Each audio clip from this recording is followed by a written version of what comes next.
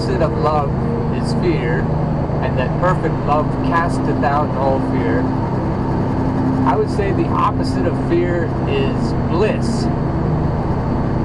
Maybe splitting hairs, but I feel like love is an ingredient. It's probably the main thing.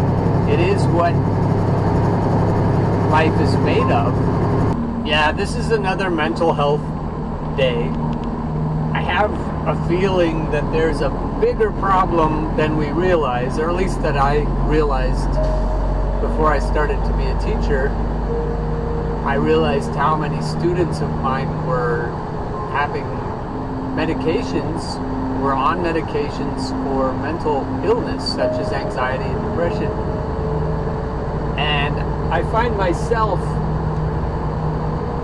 I think by most people's definition of mental illness, I find myself learning to regulate my emotions in the same ways that other patients would.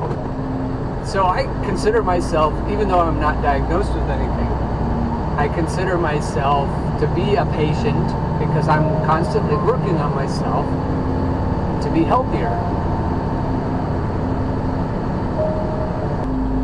What I figured out is that for me to be healthy, I need to deal most of all with my anxiety. And I don't think this is an abnormal kind of anxiety. I just think we don't talk about it enough. I don't think I have more than normal people. I don't think I'm outside of the parameters.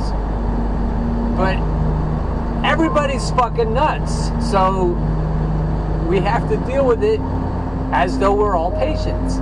We all probably are more afraid of life than we need to be. And that's by design. If you've heard my batshit rantings before, you know that I think it's a design of the oligarchs that we can see. They obviously have an interest in controlling us. Obviously. I mean, they could change the system in ways that would put more money in their pocket. But instead, you know, because if they put money in at the bottom of the economy, they would get more. We would produce more. There would be a bigger demand for what we produce because they can only wear so many pairs of pants. I got that from Nick Hanauer when he was saying, plutocrats beware the pitchforks. He was saying that rich people don't demand that much in terms of what they consume. So what we need to do if we're a plutocrat, he said, is figure out how to put money in at the bottom of the economy so that there's more demand for what we're producing. The reason plutocrats don't do that is because they fear losing control. And there's that word again, fear. All of us, from the top of the economy to the bottom, probably deal with more fear than we need to. We perpetuate fear out of our own fear. And so if we could lose the fear, neutralize it, and then eradicate it, there would be a lot different world to live in. And I've surmised in the past that when we figure out how to not be afraid of anything, then the curtains open, we see what we were actually dealing with, and we graduate, we're done. The point of this endeavor isn't to get money or fame or any other kind of success. I believe the point of the whole endeavor is to learn to stop being afraid. And I have guessed at what we'll do after that. Who knows? But until we're not afraid, until we're equipped to avoid fear in every situation, I don't think we're ready for whatever's coming. So it isn't about ceasing from being sinful.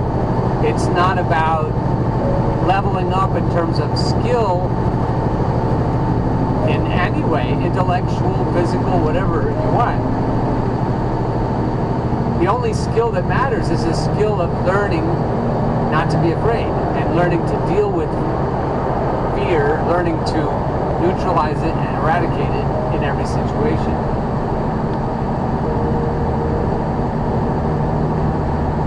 If that is not only job number one, but the only job, then I think it will change the way we look at the situation we're in.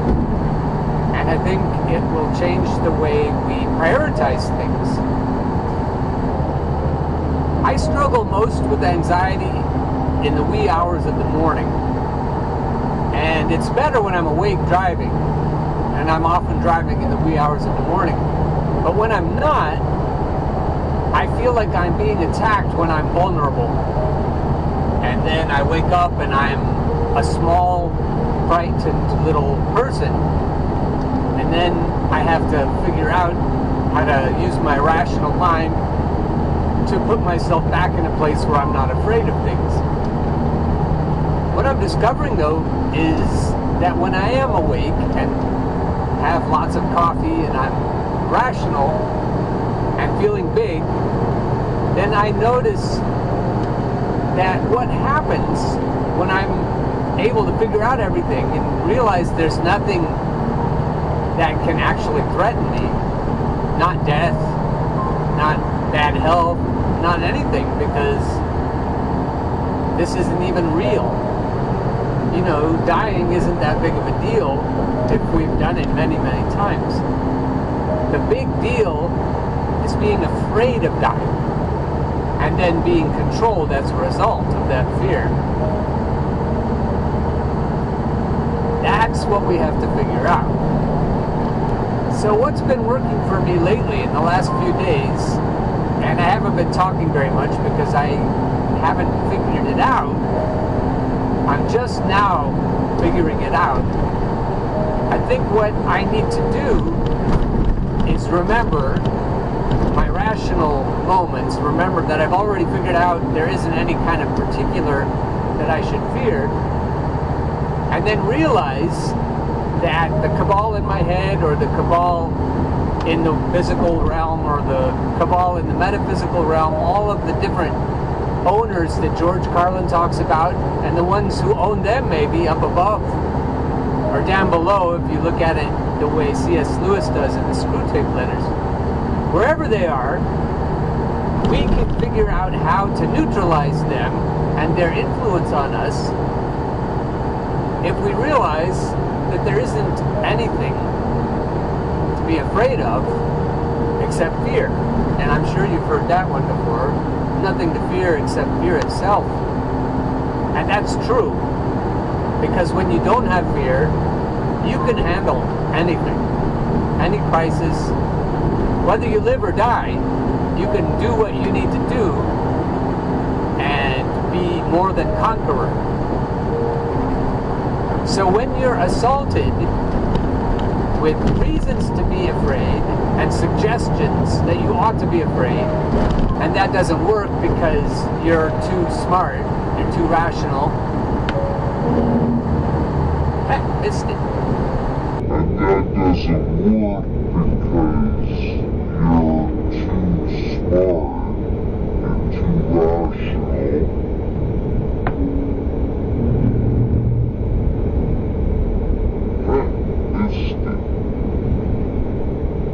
Let's see what's left of this guy's tire that's going to come blowing back at me.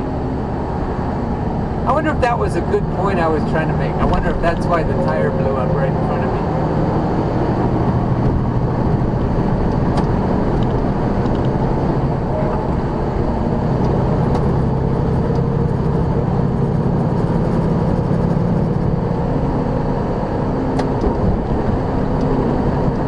That's what happens when you run retreads on your trailer. It happens all too often. And it can kill people. So if you're one of those trucking companies that buys retreads for your trailers, you don't give a fuck about people.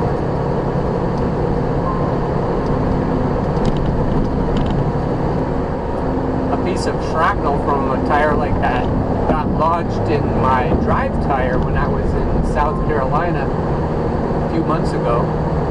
So I had to get a new tire, but my tire didn't blow up like that. It just deflated.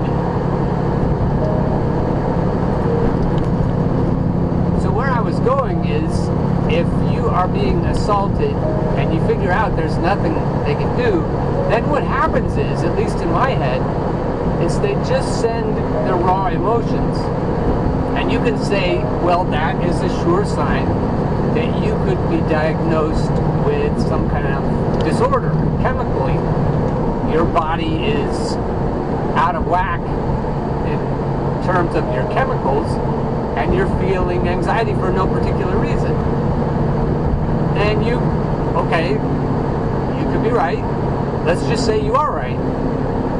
But then let's say that in my batshit way of dealing with things, I still insist that I'm being attacked by people who hate me, and then I figure out that there isn't anything real, that they're cheating. I think that there are rules they're breaking, probably some kind of cosmic rules, and they're throwing things at me that aren't even things. They're just throwing the emotions at me and trying to overwhelm me when my rational self isn't available. And then as I wake up, I'm like, I can't deal with this. This is way too much. And it takes a while for me to calm down and then go into the mode I need to sort it all out. But what about lately, the success I've had, whether it's just chemical success or not, it isn't because I'm taking anything for it. I'm just saying, no, it's just an attack. There isn't anything to worry about. Go back to sleep. And then I do. I tell myself, dude, it isn't you. There's nothing wrong with you. You're just being attacked. You must be doing really well, or they wouldn't fuck around with you so much. Keep on going. And so I do. I sleep. I get the sleep I need to do more things during the day that piss off the cabals. And then I win. Day by day by day, I win. And I feel like, even though I can't prove it, that my formula would work for other people. And that's purely anecdotal. Even if you write to me and tell me, yeah, it works for me too, that doesn't necessarily mean anything. We can't patent it or market it or anything. We could try, but that's not what I'm after. I want to make life good for me, and if anyone else can benefit, good. And if it is something that works in a big picture way for lots of people, that's good too. I suspect it might be.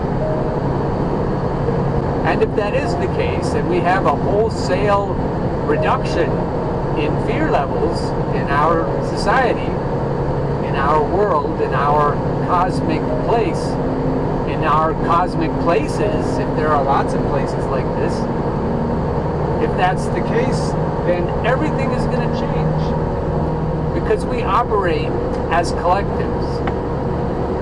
We operate as societies, villages, families, bigger and smaller groupings.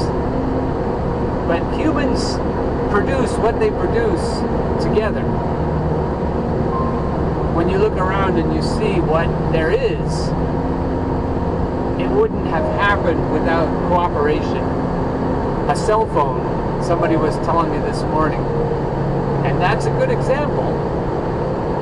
It's also a good example of corruption and exploitation because of how our systems work. But why not have healing work that way? Why not, instead of just a collective exploitation, why not a collective healing?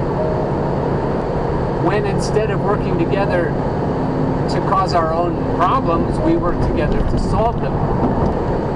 I have a feeling that the entities that are continually fucking with me won't like it if that's true, and if it comes true in any big wholesale way. The other thing they throw at me besides being anxious is being weary. Fatigue is an emotion. I've said this earlier. I don't think it's real. I don't think there's anything real in life, but certainly not that challenges me. I think it's all like the little tiny fences they used to keep big old strong bulls in a pasture. They put little pieces of paper that shimmer and make noise, and the bulls just stay in the pasture. They don't realize they can walk out anytime they want. I think that's how our fears are. We don't have anything real, it's just the fears. And I think weariness can work that way.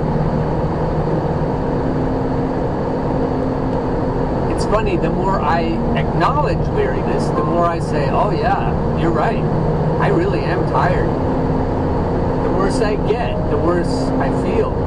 Same if I have a cold coming on or something, I'll say, oh yeah, I'm starting to feel a little bit itchy. I'm starting to feel a little bit congested and achy and tired. And pretty soon, that's how I really feel. For real. What is real?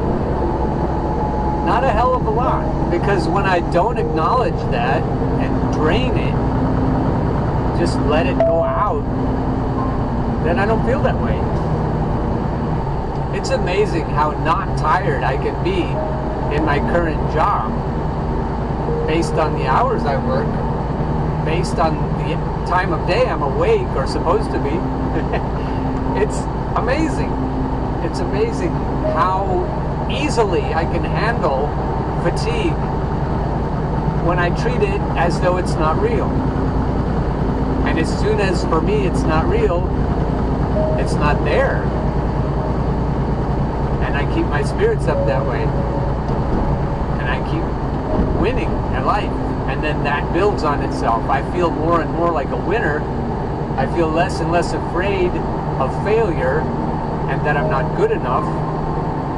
And it's a spiral that goes up instead of down. If there's anything else besides weariness and anxiety, oh, depression, it feels like that too. But you know, with me, when I'm not afraid of anything, I'm not depressed usually either. For me at least, they go together. It's a good day to take a walk along the river. I think I might do that.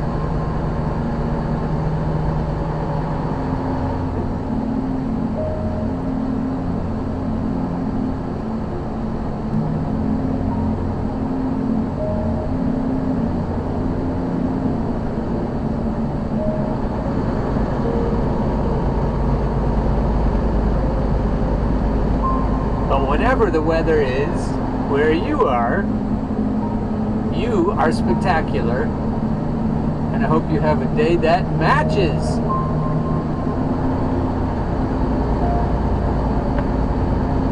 In 3/4 of a mile, arrive at home, on the right.